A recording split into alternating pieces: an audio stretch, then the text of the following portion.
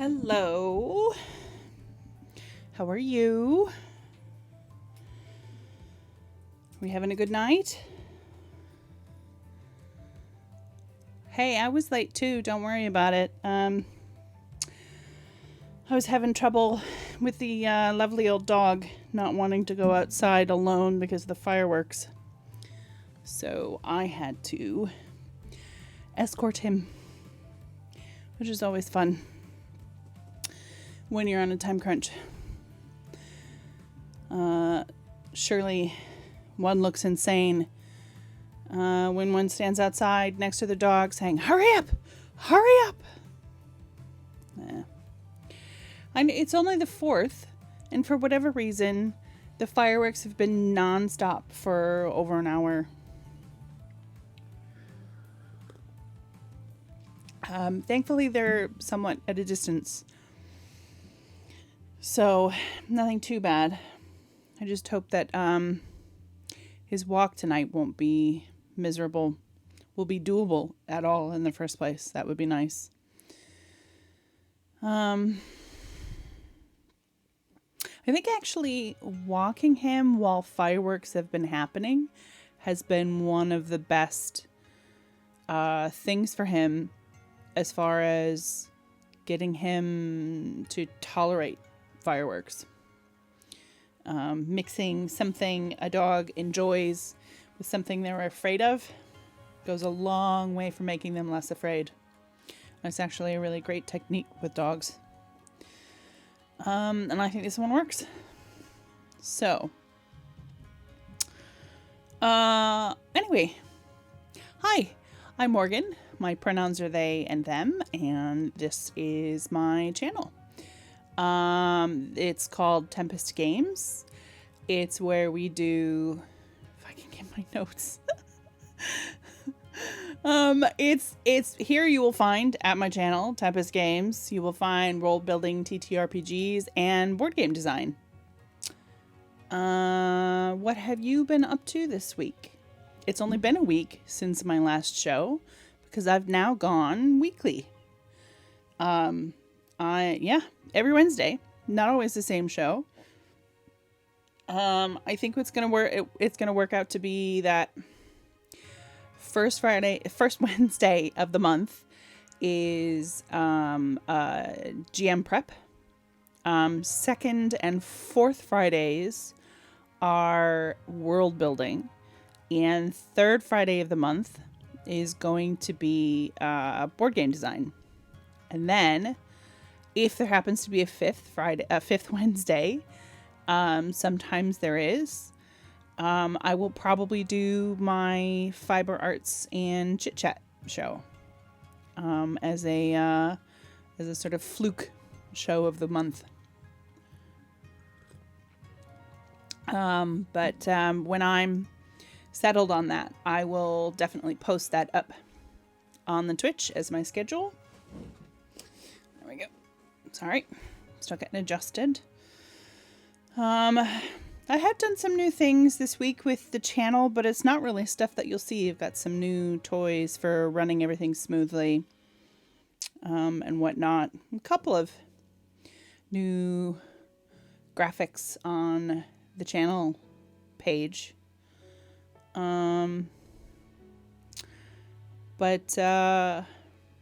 Nothing to really, all of it's a bit too technical to really get into right now. So today is a new show. We're prepping an adventure called Eloharra the Damned, which is an adventure in my Kinde setting. It's already been written, but it was written for D&D, and I don't really want to run it as D&D anymore. I don't really want to run any D&D anymore right now.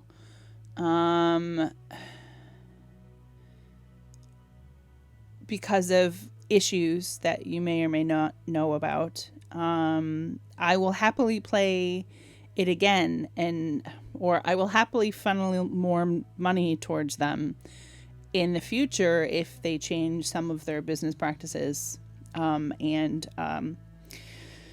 office culture, company culture.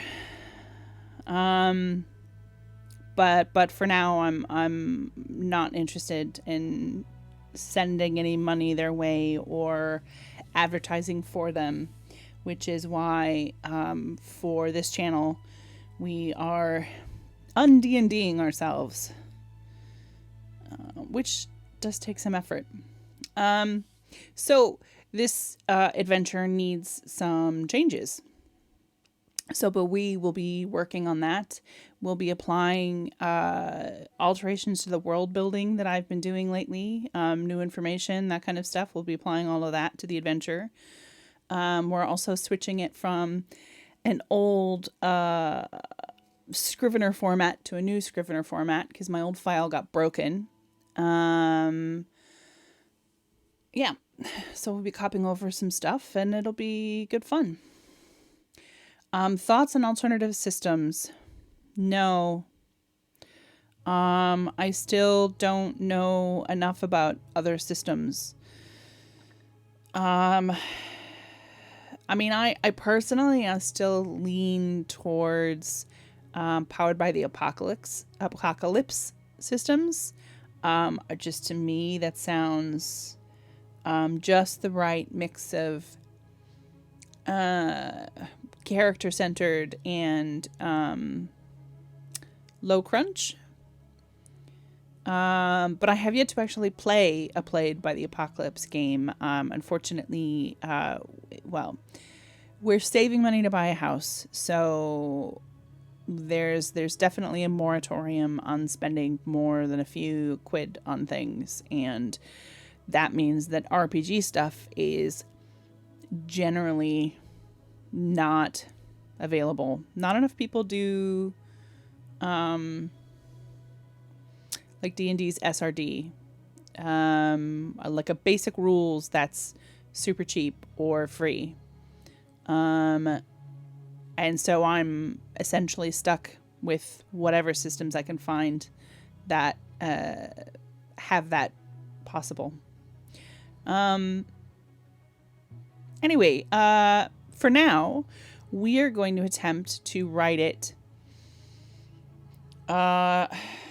system agnostic, which I know is a contentious term. A lot of people will tell you that system agnostic is not a thing you can achieve. Not successfully, anyway. However, in just a little bit of research, I found a couple of things out there that are exactly that, and that work really well. So I think it's not just me when I say, shut up, I'm going to try it anyway. I think it's totally doable. I think you just have to detach yourself from whatever ideas of what an RPG is that you have. I think a lot of people get stuck in, the D&D mindset or the Pathfinder mindset of what an RPG is. It's that war game mindset. And I think there's probably an observable trend in that people who play more RPGs tend to be more supportive of system agnostic content, because you start to understand that the world of RPGs is much, much bigger than D&D. They're not all the same. Not everything is a D&D ripoff. So I'm hoping to write something that works. That's my aim. It might not. Like I've said, I may just design my own RPG for this and then, but I'm going to give it a try. Good old college try and all that. Anyway, so Eloharra the Damned is an introductory adventure for Kinde, meaning that it's designed for new RPG players. It is meant to display sort of the breadth of what an RPG can be. It includes a village. There you go already. It includes a village which if you've watched my world building streams, that you already know about Penaven. It's a village where the players can eventually settle if they want to. The adventure works best if the players are all newcomers to the village, but not newcomers to Mimini City and the 8 lorddoms. So hopefully you can arrange that with them. That doesn't mean that they have to be human. There are some playable races that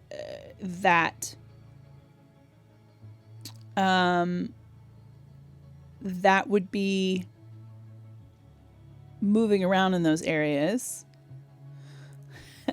Hello, S1 Macon. See, what is your interpretation of what that emoji means? I find the face emojis on Twitch like super confusing. I don't know what face they're making. They're so small. Yeah, okay. Well, I mean, I suppose the Cyclops one is self-evident.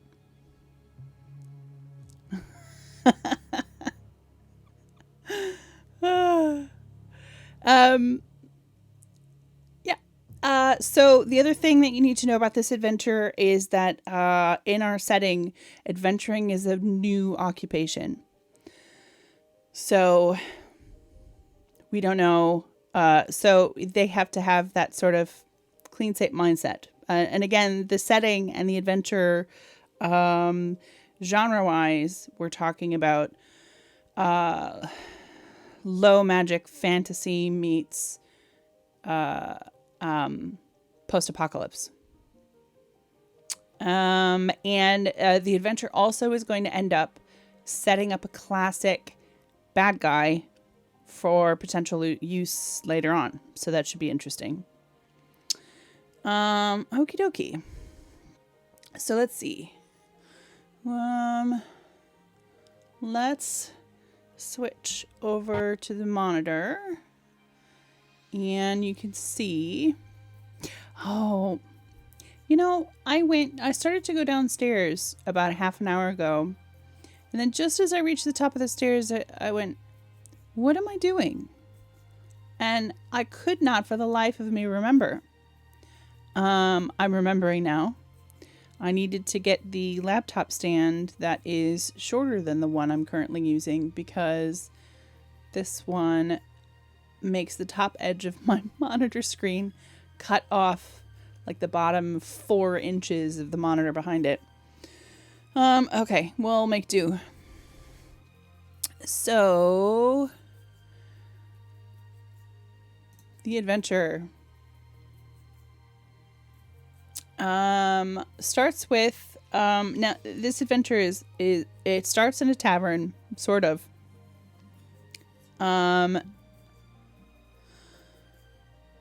But this backstory is that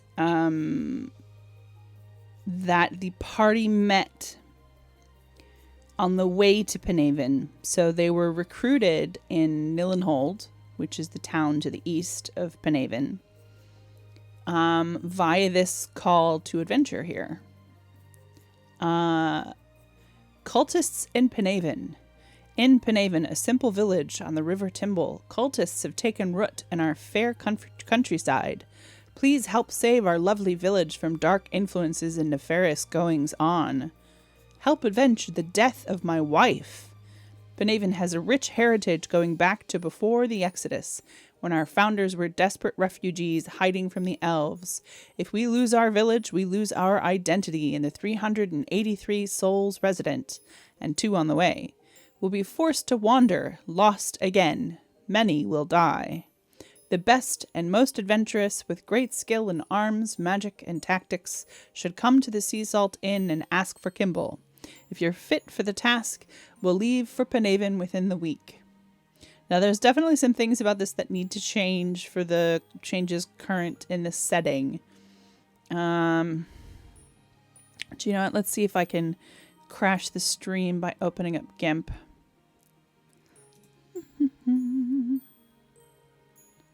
Don't mind me while I hum to myself.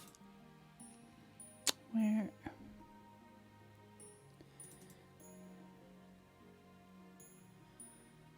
Are we crashing it? Are we crashing it? No, hey, look at that. Not crashing. Just going very slowly.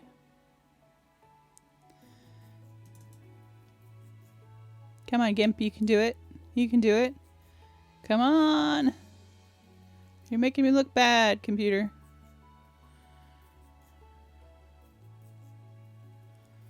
Making me look bad. This is really going slow. I really need to get a better computer. This laptop is not meant for streaming. Doop-a-doop-a-doop. I knew I should have opened this up before I started. I knew I was going to want to fiddle with it. We're getting there. Are we, though? Seriously.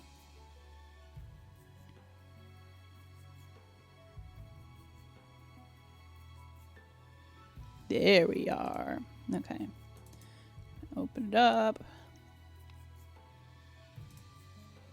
We're going to drag this up here. Come on. There we go. Okay. So, this is what we're working with. Rich heritage. I think the number of people needs to change. I think 383 is a bit too big for what Penhaven is. How many do you think we're actually talking about here? If we go back to here and we look at, where's our map of Penhaven? It's going to be in the player's guide. General information, important places. There we are. Okay. How many people are we talking about? Now, unlike Nillenhold, Penhaven doesn't really do communal living.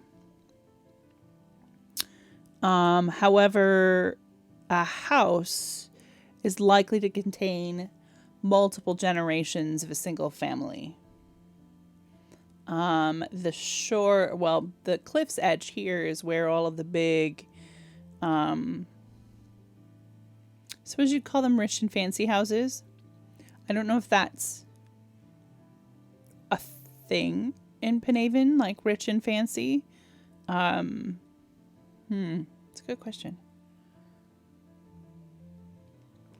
What distinguishes Penhaven's council from its other citizens beside their position?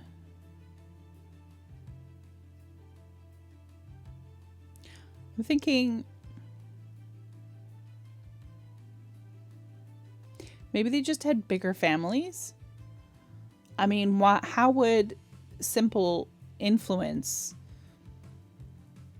get them bigger houses? Maybe it wouldn't.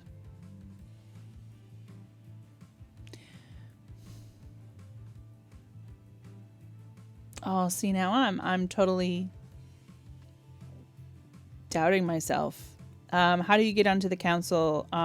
You run the household of the family that has a seat on the council. That's how you get on the council. So there are 9 founding families of Penhaven. And whoever runs the household for that family is the person who's on the council. Or who is head of the family, that sort of thing.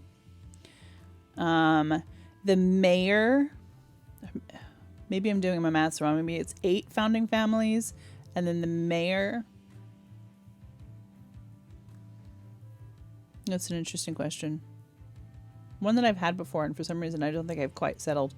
But the mayor is on the council because the mayor is Alexa Penhaven, and she is Penhaven. The Penhaven family is one of the founding families.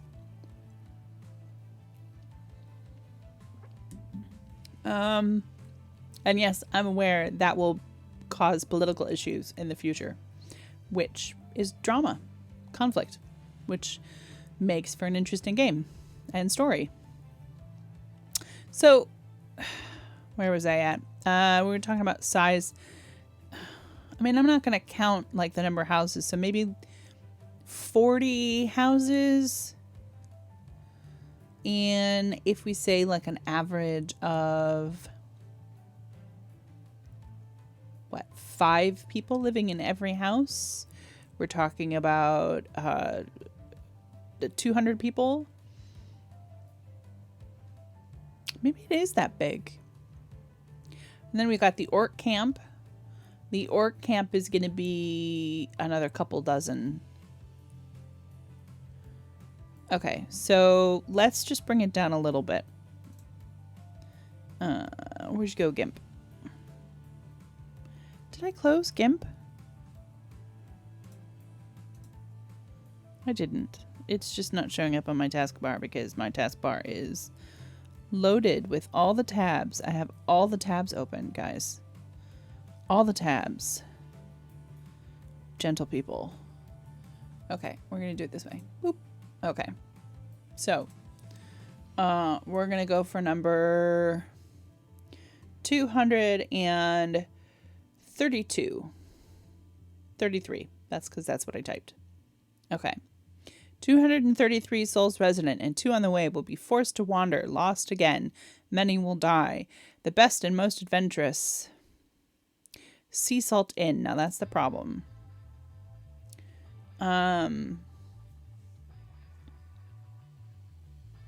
Because we're talking about communal living. There is going to be definitely a guest house, but not what you would traditionally call an inn in Nillenhold. And also because we're talking about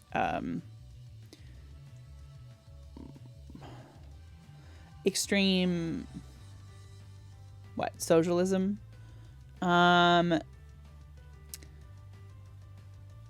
It would be it's I mean, there's definitely a village hall, but it wouldn't be a place where people gather or new people are staying. So if we have a place where visitors can stay, I think we did some world building on this a few weeks ago, that if you are new to one of the first flight towns, there is a longhouse that you can live in.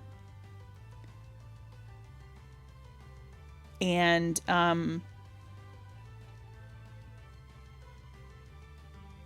until you find, different residents. But yeah, there's definitely a longhouse that is for new residents or semi-permanent residents. So we'll call it come to the it's obviously named after Nillenhold. Come to the Nillenhold.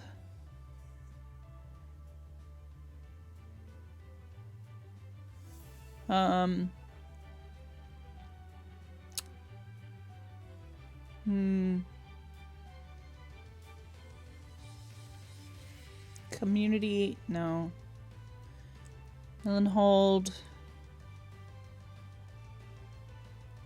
Sort of a difference, another word for boarding house.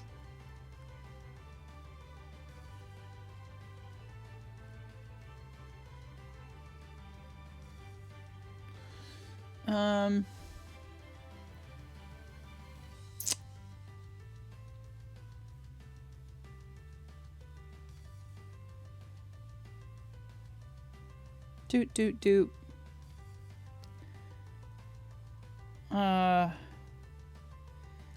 Guest house. We'll call it the guest house. Yeah, that sounds about right.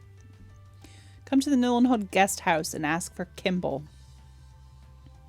If you're fit for the task, we'll leave for Penhaven within the week.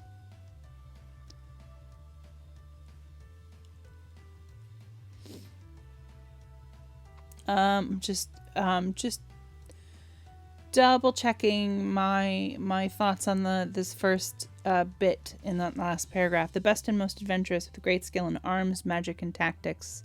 Is that something you would say if adventure was still rather new? I think it works. Okay. I'm glad that I'm still slightly favorable to this. I wrote this ages ago.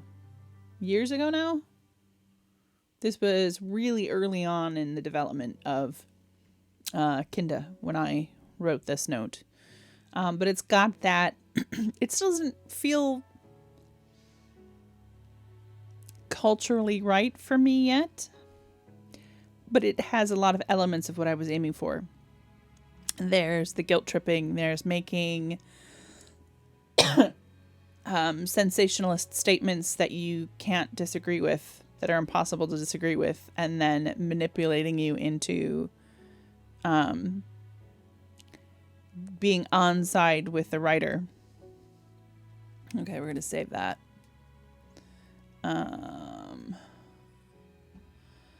Where are we going? Yep. Call to adventure. Yep. Boop. Boop.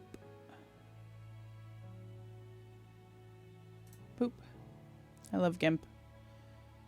GIMP has definitely been a savior to me. Because Photoshop is bloody expensive. Outrageously expensive. I am not a professional, but I'll tell you what. As soon as I can afford something like Photoshop and Illustrator and all of that, I will be buying it. There's actually a program right now I'm thinking about buying called Clip Studio Paint, I think, which is actually affordable. But I traditionally don't buy things. But I will be buying this one because it apparently helps you animate your drawings, which is something I'd really like to get into. Okay. So we've altered our note. I will move them into place later on. And we're closing the player's guide and we're going back into the campaign. Right. So the players come because they've applied for the job. They've negotiated payment with Kimball, and they arrive in Penhaven together as a group and go directly to the Cross Hands Inn. And there they are presented with their first there's an optional encounter, and then a plot hook, the kind of plot hook that you can't ignore. Whereas technically the call to adventure is a plot hook in itself, it's actually a bit of a red herring.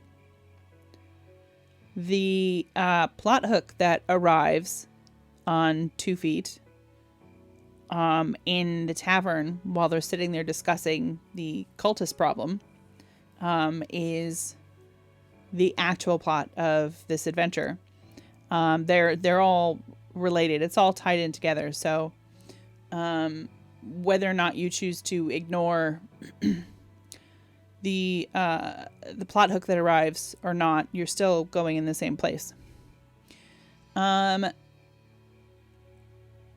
So the idea is that Rickert's wife died relatively recently. She had some kind of sickness. Rickert believes that it is a mysterious death, and that someone caused it.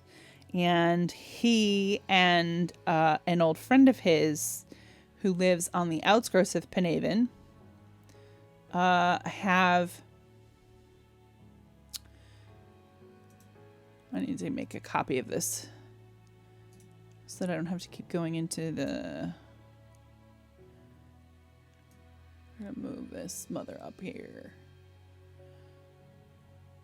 There we go. Oh, what did I do with it? Did I put it in here? Yes, I did.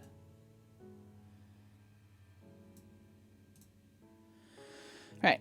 This is where Kimball's old friend Thorn lives, right here on the outskirts of Penhaven. He has seen some strange movement by hooded figures in the woods in this area. And so Rickert has become convinced that there are cultists in the area, and that the cultist must therefore be responsible for his wife's death. And you're meant to be investigating the cultist problem. Elixa Penhaven arrives in the tavern, screaming about her missing daughter. And, of course, for the players, that's likely to be a more urgent matter. And RPG players and anybody who's not a complete idiot will want to immediately start dealing with the missing person issue. So you're meant to go on a little investigation to find out what the village knows about the disappearance of Winifred Penhaven. And then you are brought into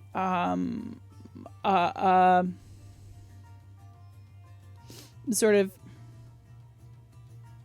You find out that there is a plot by one of the local priests to do some ritual stuff, and it involves all of the young types in the village. So you've got a lot of teenagers and early 20-somethings who have fallen for this priest's wily ways, and they are helping him perform a ritual in some ruins down in the marsh. And so the last two encounters are a skill challenge, and then following that there is a combat encounter in which you are meant to be stopping the ritual from happening. It's got kind of lots of different adventures, lots of different types of RPG play. So you've got your skill challenge, and you've got social encounters, you've got combat, you've got some timed stuff, there's some classic monsters, you get sort of an idea. You get introduced to Penhaven as well, as a setting, as a place that you could live. More than likely, you're going to end up at the boarding house, which is a potential place for you to stay while you're living in Penhaven. So you get introduced to Mrs. Everly as well, who is the matron of the board house. And then you go to the chapel, which is the sort of headquarters for our secular spirituality faith. Is that redundant? Spirituality faith? Which is what we have in lieu of religion here. And you end up at the tavern, which is a really classic situation. You don't speak to the orcs. The orcs and the half orcs of the orc camp. I've saved that for later adventures. It does come up. There's also some wilderness travel. Yeah, if you go one particular route, there is also some wilderness travel, I think. No, I suppose you wouldn't call that. It actually takes you into the skill challenge. You just get an edge on the skill challenge if you work with Thorn. Yeah. Okay, so let's take a look at our NPCs. We've got here. There we go. Now, I haven't written anything into it yet. Definitely got... Funnily enough, I didn't actually finish writing this into Scrivener when I originally made it. I wonder if actually... Oh, I'm suddenly remembering, and I feel really funny for only suddenly remembering this now. But I think that when I converted it to Roll20, I wrote it all up in Roll20. So when Rick played this adventure, that was on Roll20. That was an interesting new experience, trying to DM a game like this.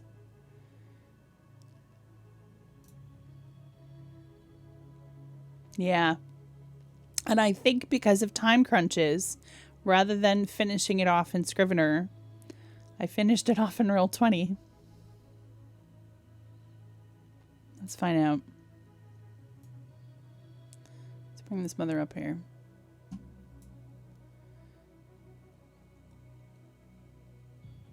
Doop-a-doop-a-doop. Yay for not crashing.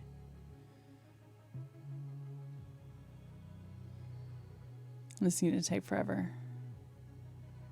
Because it's got to do its advertising because I have a free account. Because I am cheap like that. Also, I'm not a huge fan of Roll20.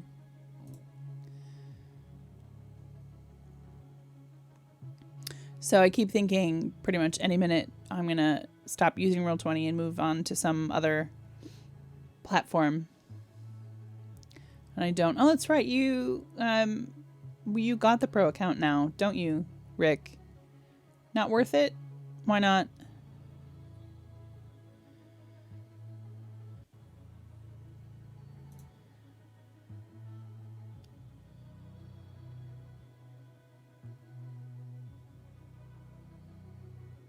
Okay, let's see if we can go through the journal. No. Yeah. I think for our style of game, Rick, it just isn't really suited to the pro account. Oh, it just had loaded there. Dang it. I think if you're more of a theater of the mind role player, and not into your spatial tactics, your wargaming side of things, then yeah, the pro account's probably not for you. You're right. It's probably a bit of a waste of money. The free account does everything you want for theater of mind and all that.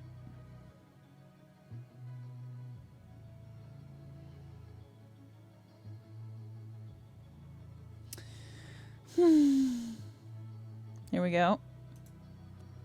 Journal. This is really embarrassing.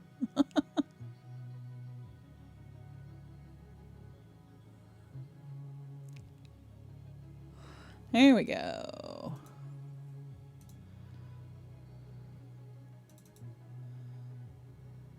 This is... Oh, my friend system. That's fun. Well, eventually, we'll definitely start talking about my front system. But it's not important in this at the moment. Yeah, this is my cast of characters here. Okay, let's see if we can bring up...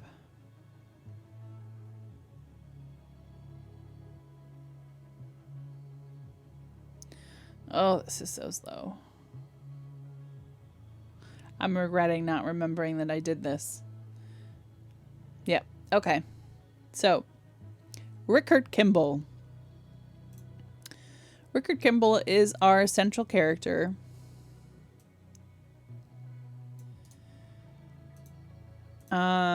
In that he is the original plot hook.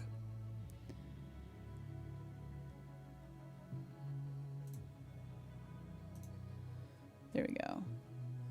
Okay. Yeah, Rickard Kimball's wife passed from fever last year. He claims it wasn't an ordinary fever and thinks recent sightings of hooded figures in Refugee Wood are related. He used to be head of his family in Penhaven and therefore a member of the village's council. His grief overtook him, and he has been taking time off from his duties since she took ill. Right. So that's the guy that you'll be going to. That's your main NPC. That's your main connection to the village and all of that. He's also a bit of a source of trouble with the village, as a matter of fact. The village is not particularly pleased with the way that he has handled his wife's death. And he has become a bit of a pariah. So the fact that you're associating with him is gonna create some conflict, some great conflict in the adventure. Here we go. Steve Smith. Copy this. Paste and match style. Okay. Steve always figured he was better than life in Penhaven, and he was probably right back when he was younger. He always intended to go adventuring, but for whatever reason, he never left. Being one of only a few able-bodied folk in the area, and moderately clever as well, the old captain promoted Steve in his place when he retired. Now Steve wastes away the hours and drinks and days drinking free ale and gambling with strangers at the cross hands, to keep an eye on the rabble, so he says. Despite the alcoholism, Steve remains the head of the Smith family as its eldest able-bodied child. It's not much work, though, as the Council of Nine meets rarely these days, and the Smiths are a notoriously independent lot. Now let's create a stat block for Steve. This is now because we're going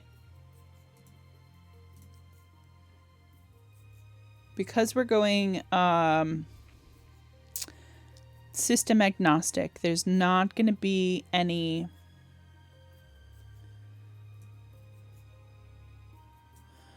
no numbers, no mechanics involved in this. We are just doing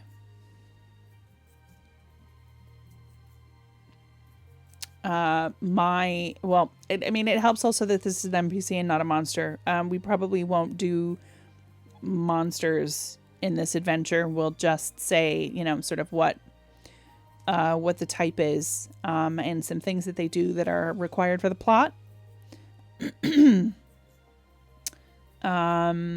That's something I'm definitely going to want to work out a little bit, how I'm going to do it as I do it.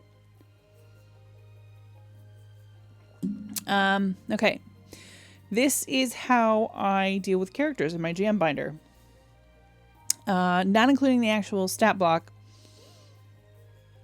The first thing I do is I make, I decide about three qualities.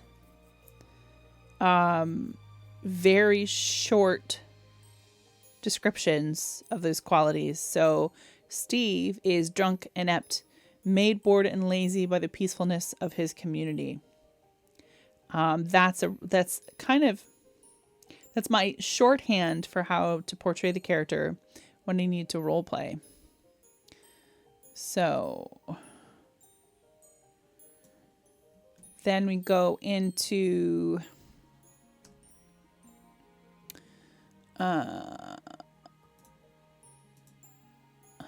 bullet list.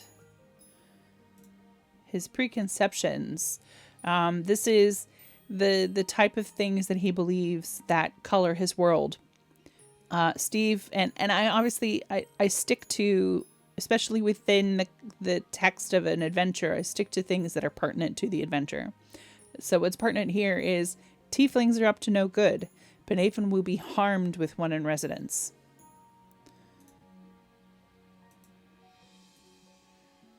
He doesn't really have any particular wants or needs. This could be interesting in regards to what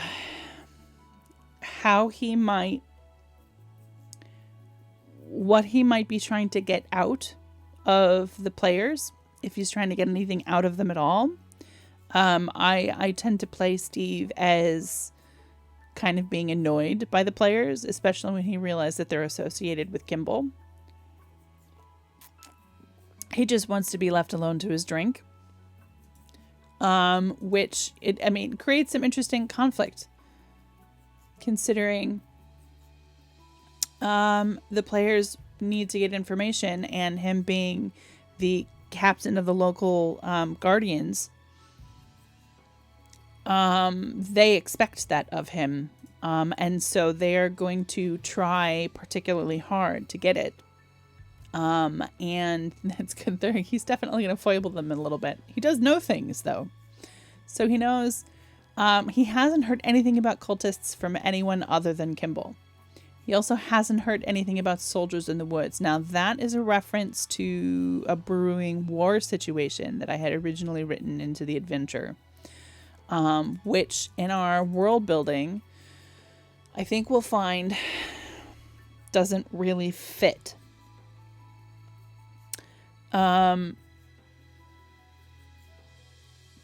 So I think we need to start addressing that situation. So there aren't soldiers. They don't belong 100% to a specific settlement. They definitely are from a settlement and they live there. But they owe their ultimate allegiance to the assembly.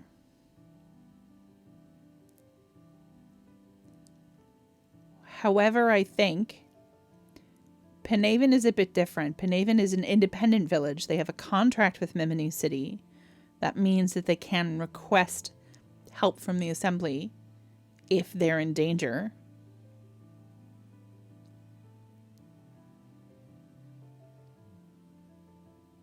It's also, Penhaven is an important waypoint on the roads in Mimini City and the 8 Lorddoms.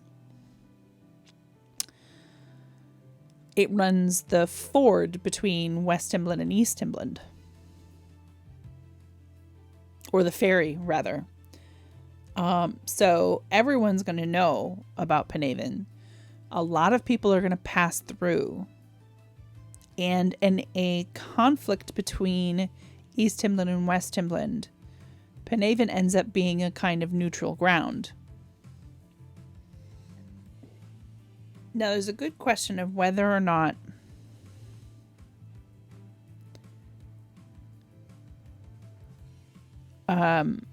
the ferry itself is supported by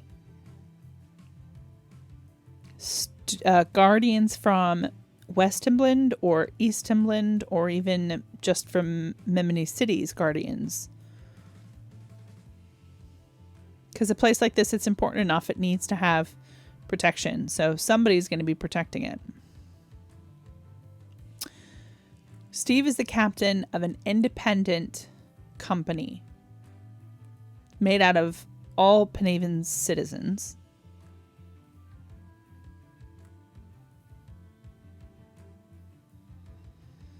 Let's see.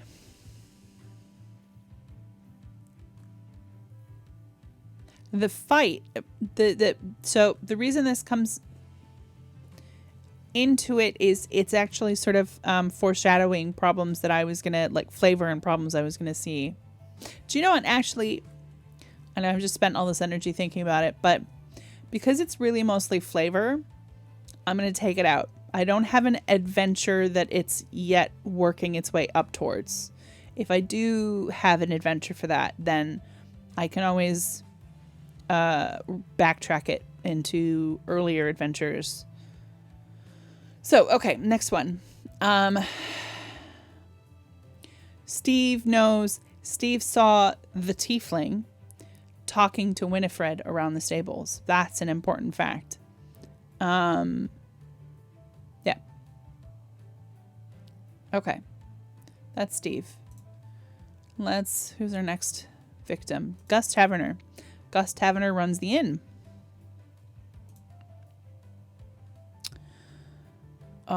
He's going to be the feller behind the bar.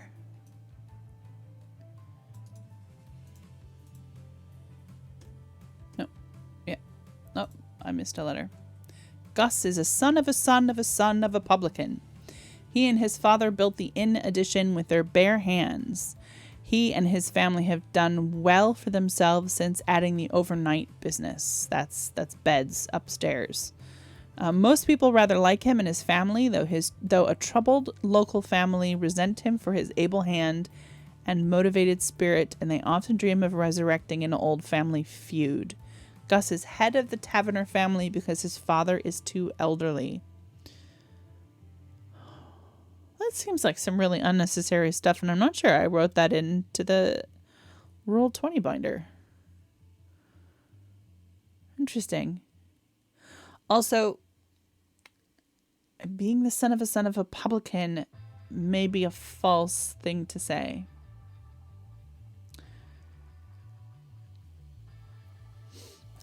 Gus is likely to have been one of the refugees. He's a half-elf after all. So he's been around.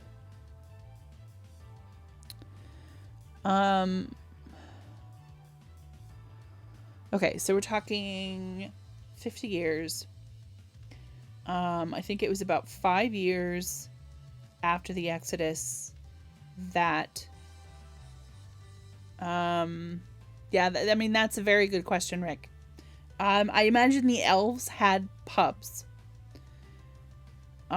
It's likely they were in only the elf district. And the question is really, did they exploit the humans for labor in the pubs? Or were they elf only? Certainly, I think they had some kind of like cleaners. Like bussers and cleaners and whatnot who would have been around the pub. However, Gus himself, even if he had been alive during the occupation, could not possibly have learned anything about running a pub. Because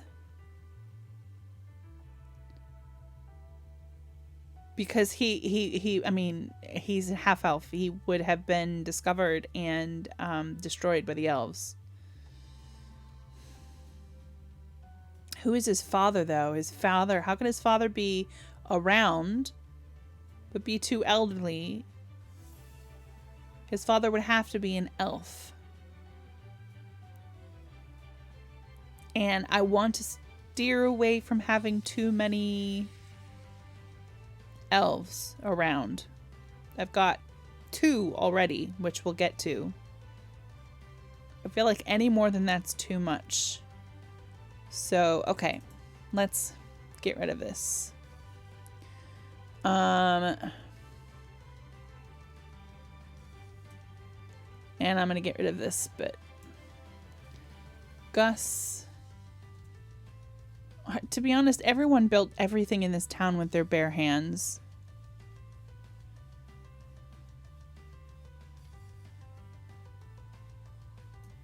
Okay, we're going to get this.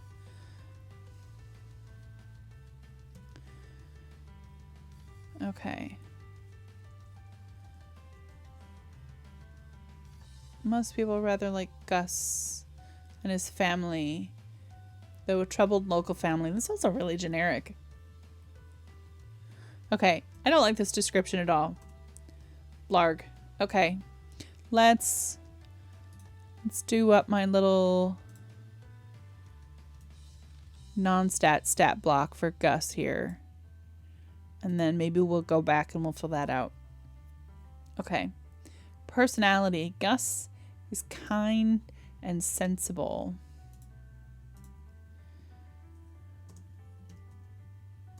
Oh, this is what I didn't do for Steve. Steve's occupation. Steve is captain of the Penaven Independent. We'll call it the Independent Assembly. I gave it another name that doesn't work anymore since the world building that we've done. There is a difference between Steve and other NPCs in that Steve will fight if he's challenged. So eventually, you know, once a system is applied to this, you'll do in, you know, numbers and math stats for Steve. Okay. That's Steve. Now Gus. Gus is definitely gonna run if challenged or avoid fighting anyway. Gus's occupation is innkeeper and member. Let's use our semicolons here. Member Council of 9. Actually, we need to do that one for Steve as well. Member Council of 9. Yeah, so you meet actually quite a few of the members of the council straight off the bat. Okay. Gus's preconceptions.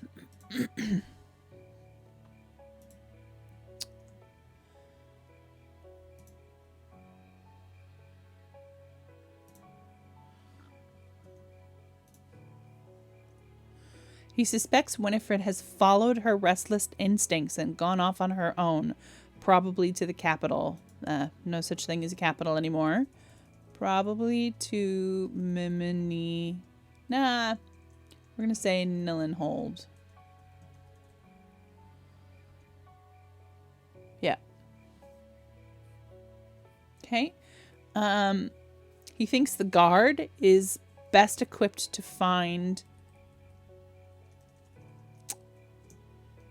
Winifred, but we'll change that to Independent Assembly. He doesn't think that adventurers should be meddling in such things. He does think Winifred is nothing more than a stroppy teenager. Okay.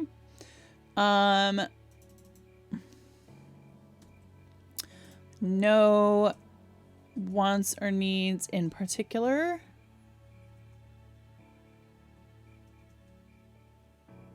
Oh, that was already... Okay. I did not know that was going to copy over.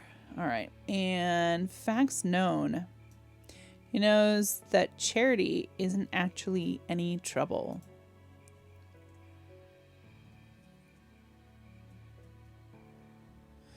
She stayed at the inn her first week in Penaven, and he got to know her a little. She comes for lunch every day, and they chat. He occasionally gives her advice on goat herding, which is one of the industries of Penaven, is goat herding, which is why Charity, the tiefling, has come to Penaven. He hasn't heard any reports about cultists except for Kimball and Thorn, the woodsman. He has heard about soldiers being seen lurking about the woods in small groups. Again, that goes back to our war plot, which is not taking part in this. Alexa works too much to keep a close enough eye on her daughter. Okay. So I know that I call these facts known, but they're not necessarily actual facts. They're not objective. These are facts according to the NPC that we're talking about here. So, how would we describe Gus? I say Gus is a loved member. No. A loved citizen in Penhaven. He runs the tavern. He is one of the founding members of Penhaven and has run the village's tavern since the first one was built in, what is it? I'm just going to write 5 SE. Because I think if we go to my master timeline, no, that's, oh, it's in theory. Go to my master timeline, it's on here. Yes, 3 SE. Penhaven is established with the construction of Penhaven Tavern. Let's go back. There we go. 3 SE.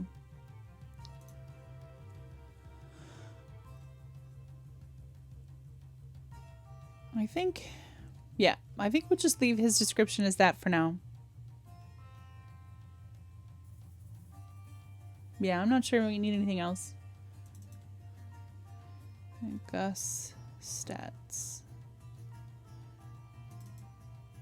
Steve stats. Okay, who's next? We've got Alexa Penhaven, who's the mayor. Where's her card? There we go.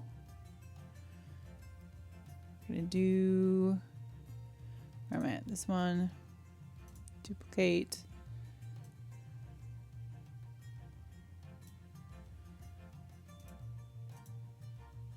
There we go. Okay, occupation. Alexa is mayor of Penhaven. Semicolon. Chairperson, Council of 9. I think the mayor, ostensibly the mayor is always the head of the council. And that is usually, I think it's called the Council of 9 just because it's always been 9 people, because it's always, the mayor has always been one of the founding families, and like 90% of the time it has been a Penhaven. It was either Alexa or her father, I think. It is technically possible for there to be a mayor who isn't a founding family member, which would make it there, which would mean that there would actually be 10 people in the council, which is, I suppose, an interesting little fact. Not one that I want to change, because I like that as sort of like a realism quirk, to be honest. Okay, let's see. Facts known. Here we go.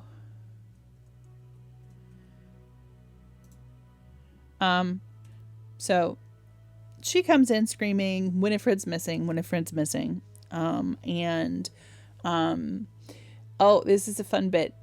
In the tavern, there's actually another group of adventurers. And the adventurers are there in town because one of their clerics died.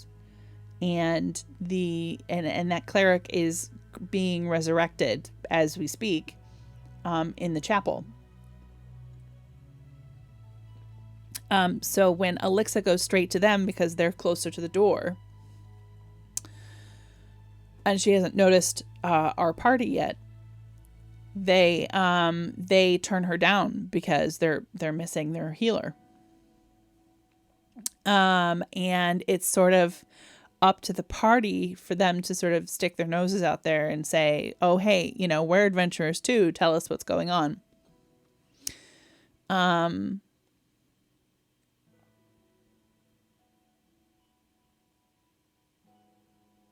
So she goes into a spiel like recounting her day. What? Why do you think it doesn't work? It doesn't work for you, or it doesn't work in general?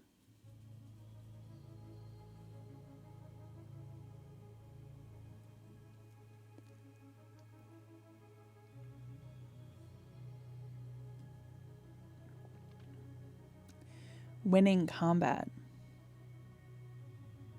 How does that factor into? Oh, the PCs kill the Mirror Adventure group. Yeah, I suppose. Okay. Yeah, I suppose if that's the kind of game that you're running, this is actually a good point about this adventure. I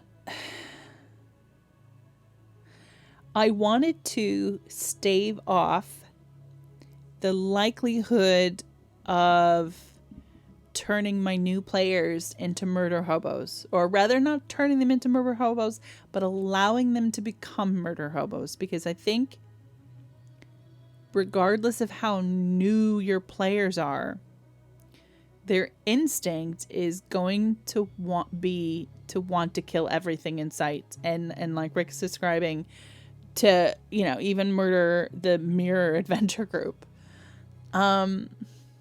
So this adventure is very much set up to force the players to think twice before deciding to murder people. But we'll get to that. Well, yeah. Okay, so Winifred ate with the family the night before. She went to her study. Alexa went back to her study to review the new tax scheme sent from Nillenhold, and so dinner was the last time that Alexa saw Winifred. Alexa doesn't really know what Winifred is actually up to most days. Winifred and Daikin are close friends from childhood. They aren't romantic, which I found is a common assumption. But Winifred would never think of marrying Solo. I think I'm just going to get rid of that bit of it. I don't think it fits. I think we can allow them to assume that they're romantic. Or, okay, they're not romantic. Winifred thinks Daikin is too common. So Winifred is kind of new generation citizen. She was born after the occupation. She was born into a life in which her family was in power, as it were. Daikin's family, however, they're fishers. Daikin himself is an apprentice priest at the chapel. I think I just call him Brother Daikin. Yeah, Brother Daikin. Let's do this. We'll just say Brother Daikin here. So from Winifred's point of view, Winifred and Daikin have very different lives, and Winifred, being privileged as she is, would very easily see Daikin as being not worthy of her. Okay, so moving on with Alexa. She asked the housekeeper to fetch Winifred and found out she wasn't home.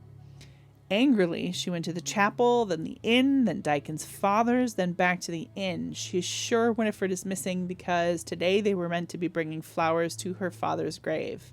She would not miss it. Yeah.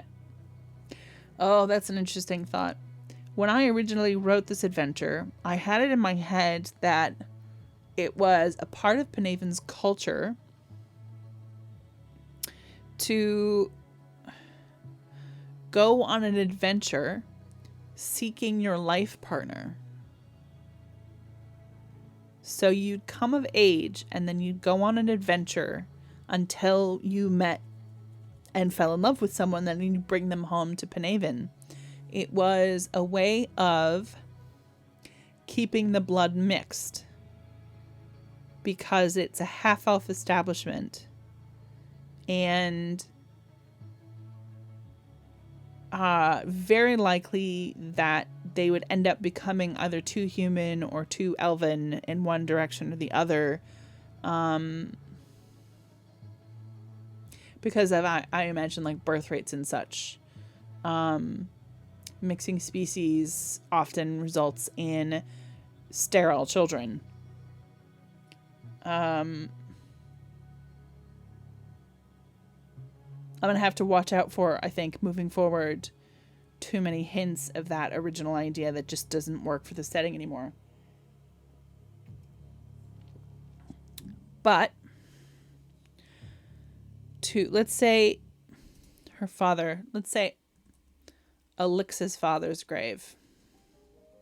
Because it's totally plausible that Elix's father has died. It's a thing supposedly, yeah, it's believable that Winifred wouldn't miss something like that. Okay, let's go back up here. Elix's personality, she is proud, entitled, and a workaholic. Preconceptions. I wonder, I tend to go back and forth about what order these things happen in. I mean, ideally they occur, whether or not preconceptions comes before facts known. Ideally that's all about what I need to see at the top of the page when role-playing a character, an NPC.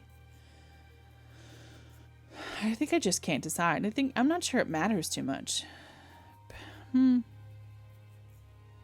See, at the moment, I'm leaning towards preconceptions being near the top.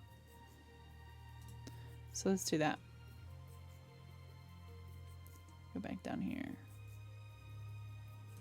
Hang on. Okay, so Elix's preconceptions. She's never liked the way people seem to admire Kimball more than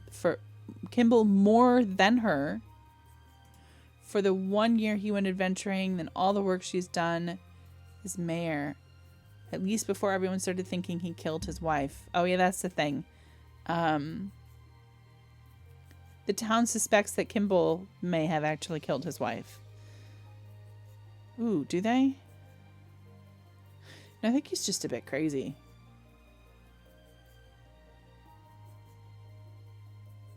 I'm not sure it totally matters to the adventure, to be honest, why they suspect him. Or why they dislike him.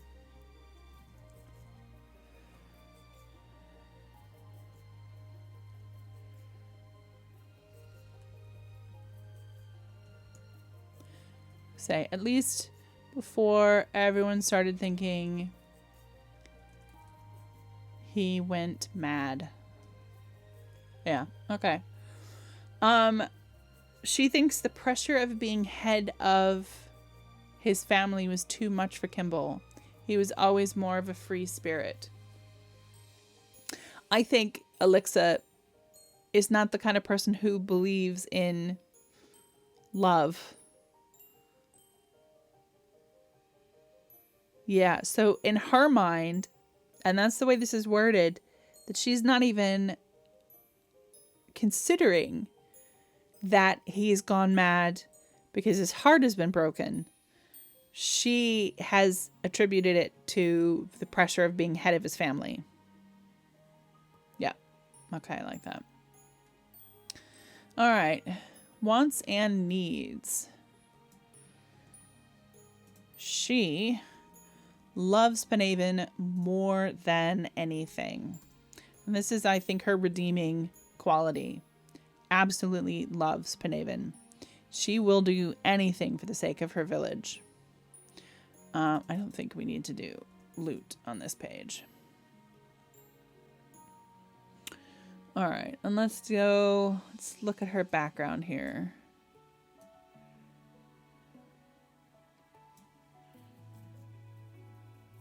Boop, boop. Where am I at? Here we go. Okay. The story goes that Penhaven began as an encampment for disowned half-elves. Rejected by family and culture, the town's founders created their own bonds. They named their camp after its surroundings, and the leader of the group took the name for his own. The Penhavens... Ooh. Oh, I did not. You didn't see that. That never happened. The Penhavens have always run the town, and they take their mixed heritage as a point of honor. So much so that it's tradition for the eldest grandchild to seek out an elven mate in order to maintain it. Yeah, this is not... The current mayor, Eloharra Penhaven, is, however, not so mixed as her ancestors. Yeah, okay, this is all... No.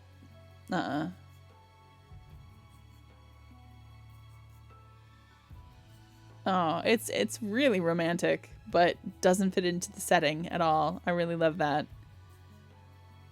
I mean, I love what it could be. She visits her... So, Eloharra's mother visits every few years, bringing heavy purses for her daughter and granddaughter and stories from faraway lands. That's so sweet. Shh! Rick! No, I said you didn't see it! What apostrophe? There was no apostrophe. Shush. Okay. This paragraph gets obliterated. Eloharra herself married a local man not wanting anything to do with adventures and strange people at all. No. Okay, and this isn't even about Eloharra. Okay, wow. How long ago did I run this adventure for you, Rick? Was it a really long time ago? Because what the stuff that I've put on here just feels like it was a really long time ago.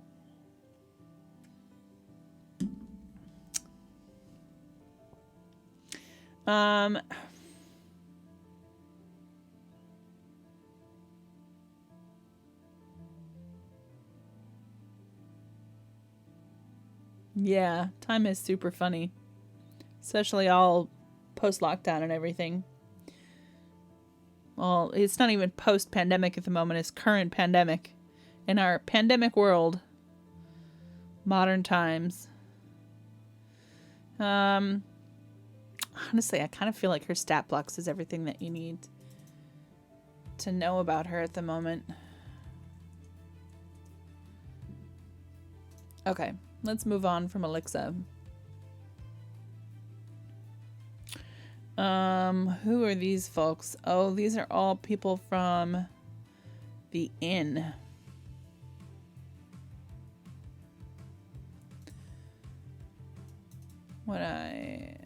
Yeah.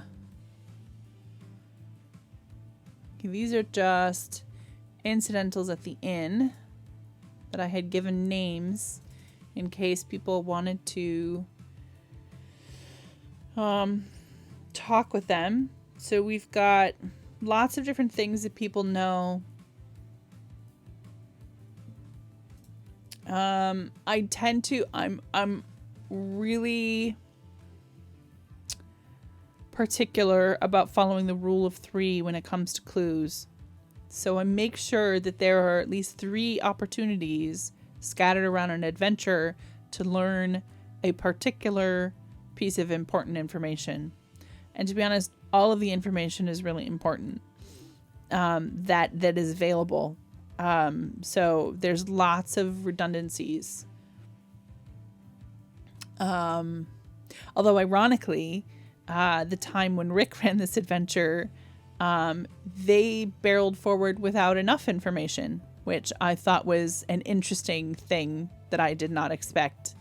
So I need to be doing some stuff from that. Okay. Alexa, Steve, Gus.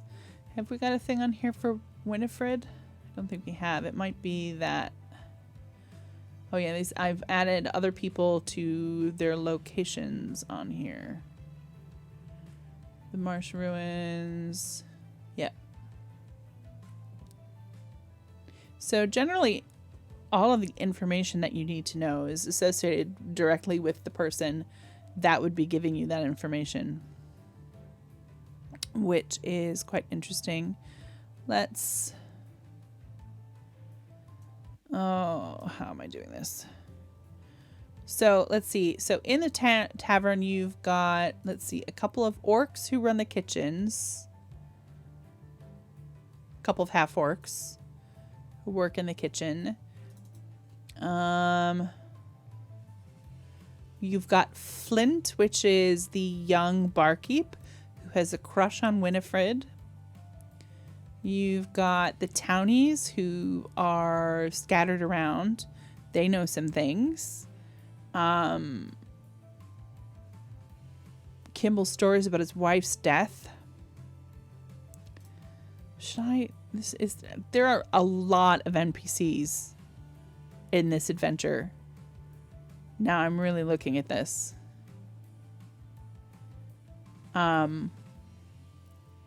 It makes it interesting to play. There was one point where I had like 2 NPCs going at the same time as the players, and then I had the NPCs like talking to each other, which is funny when it's in person and time consuming when it's in a text-based game. Not very good at mysteries and puzzle solving. Well, the first tip is to get all the information. To be honest, I don't think it was you that wanted to rush off. It was Mark that wanted to rush off. Mark was like, I know what's going on now. Let's run. Hurry, hurry. And I was sitting there very quietly on my side of the internet going, you don't know everything yet. And also trying to figure out how to make it so that the adventure wasn't completely ruined by him trying to get there early. I don't want to hesitate to use the word ruined. It's just that I hadn't... Well, no, it definitely would have kind of ruined all of my plans, because the idea is that a ritual is supposed to be happening at sunset, at precisely sunset. And so time comes into the adventure quite a lot. It's mentioned, you know, you're told specifically it takes you half a day to get from Nillenhold to Penaven. And then, you know, you're told that it's lunchtime in the tavern. And then after you've been... after the party has been doing some investigating, then, you know, I have always added in comments about how the day was wearing on. And then the items that you find have sun motifs on them.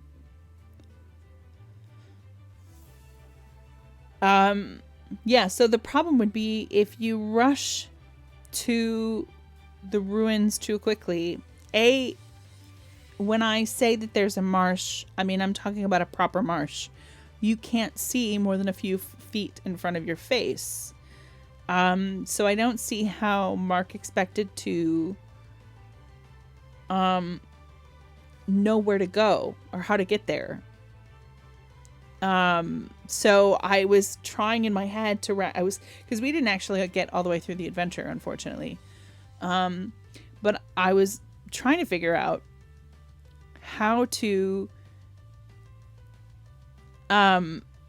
make it clear to the party that you had no idea where you were going. That you were walking into a marsh, which if you've ever been into... I suppose there's lots of different kinds of marshes, but all the ones I've been into have a lot of reeds and tall grasses that would make it impossible for you to see through to know where you're going. So you'd have to know which paths to take, and the paths would have to be available to you in the first place.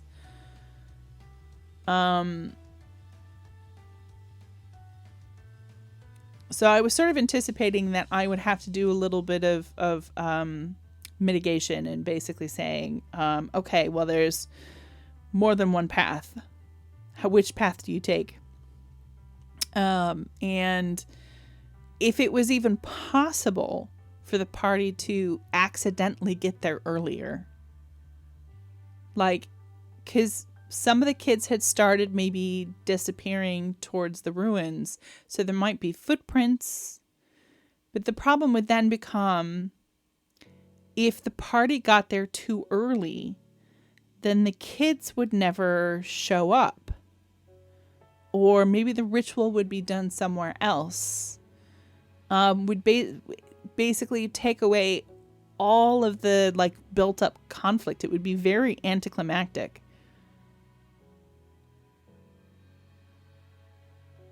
And there would be no big boss person.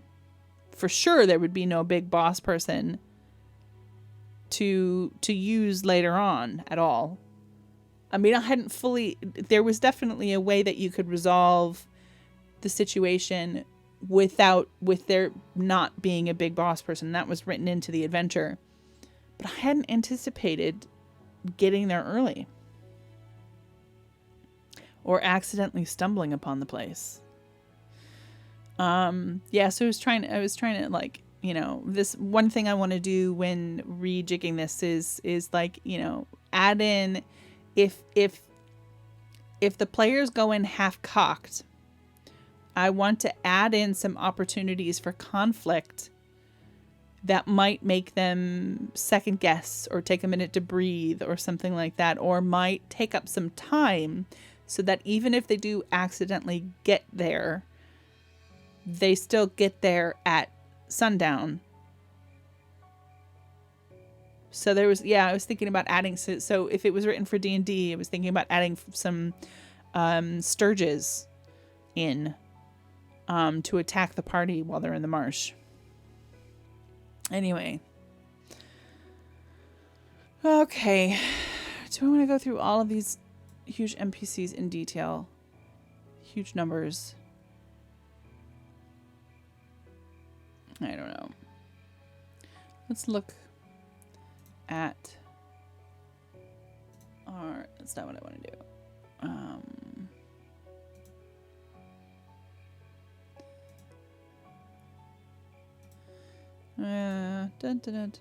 Okay. Bring this, go down here, go down to encounters. I'm just now starting to think about how well this may or may not translate between what works as a GM binder, especially in my case, because I think there's a lot of stuff that's just in my head that's not actually written in the GM binder. And that doesn't really translate to writing something as a product, because there's no head to keep it in. It has to be all on the page.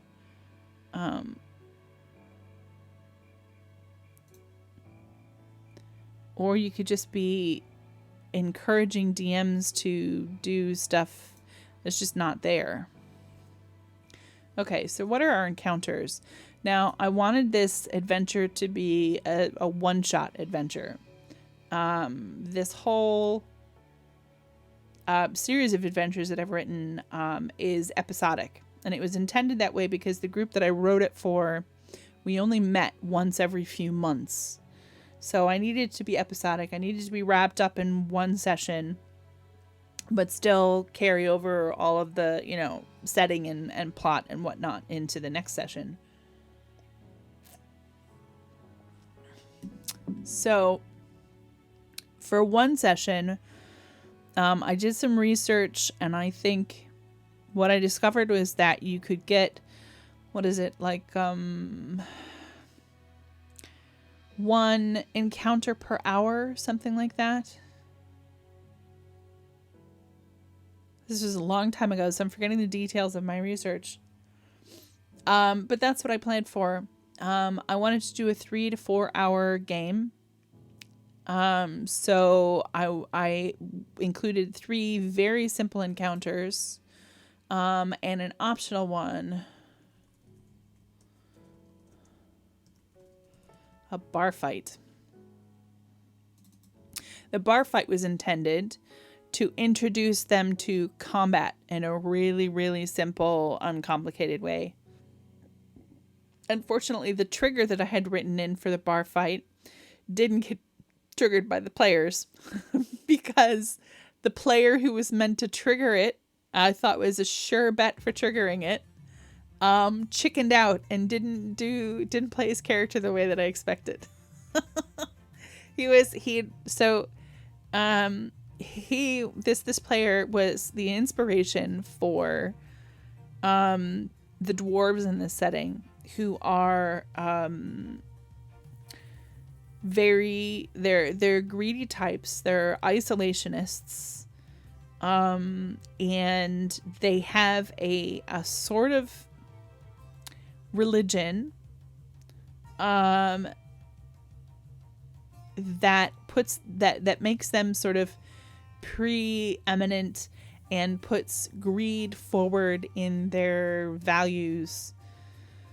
And there is actually a sect of this religion which believes that there is only one God, and that everyone should be following that God. And they believe in suffering.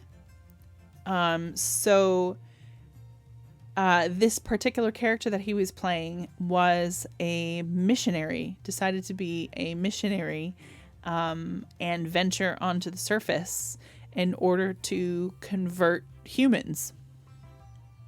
And so the idea was that he was supposed to be spouting nonsense about his one God, and thus trigger the ire of the soldiers who were hanging out in the tavern. And this player just never played any of that religion stuff at all. And while we were playing it, I remember thinking, oh God, he's not going to do it. He's not doing it. He's not doing it. How do I trigger this fight? And oh, it was also the first time I'd ever DM'd. So I think it's perfectly excusable that I could not think in that very moment of a way to trigger this fight outside of what I had planned. So that's something to definitely think in there. We need to make a list of possible triggers for this fight. Okay, so our other...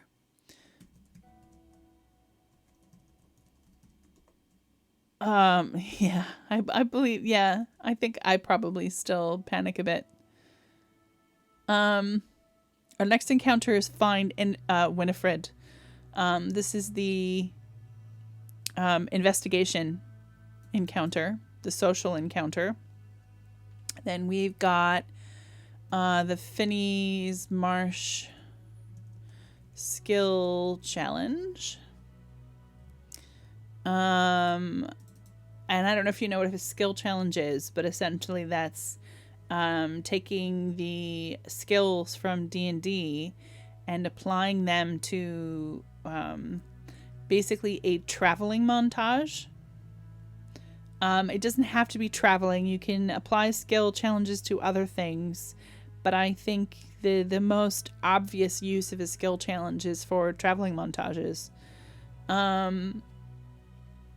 But I mean, you'll see when we go through this, there's things you need to do, stuff you need to leap over, you need to walk through stuff, you need to not fall for some tricks, and you make skill rolls for it every time, and then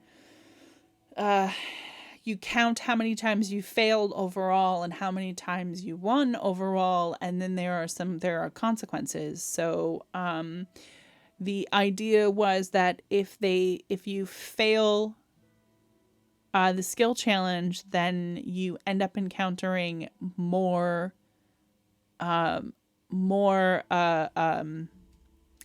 opponents at the end in the final encounter than if you succeeded at it, then you get in there less opponents at the end. I think this was something, I think I learned this technique mostly from Matt Colville, and you'll find his descriptions of how it works in his Running the Game series on YouTube. It's definitely very helpful, and he makes it sound really interesting and exciting. He makes everything that he does sound really interesting and exciting. All right, and encounter 4 is the ritual, and that is the thing that happens at sundown. Oh, thanks for that, Rick. Okay, so I'm debating how many spoilers to give you, or to just spit it out in this, because we are DM prepping. So, yeah, whatever. So Brother High Priest Patricon, who's come from Nillenhold and happens to be a bit of a scholar on, as much as you can be in this setting, a scholar on pre-occupation civilization. It's his passion. He has found some books describing a ritual about bringing a powerful being into existence. And he has decided that he wants to evoke this powerful being. And he is co-opting all of the passionate young people of Penaven into helping him resurrect, I suppose, this powerful being. And the ritual needs to take place at sundown, because this powerful being happens to be a vampire. And Winifred is his sort of right-hand woman in this whole process. And you end up finding little chat books around the village that talk about what the aims of this ritual are, and you'll find out later on that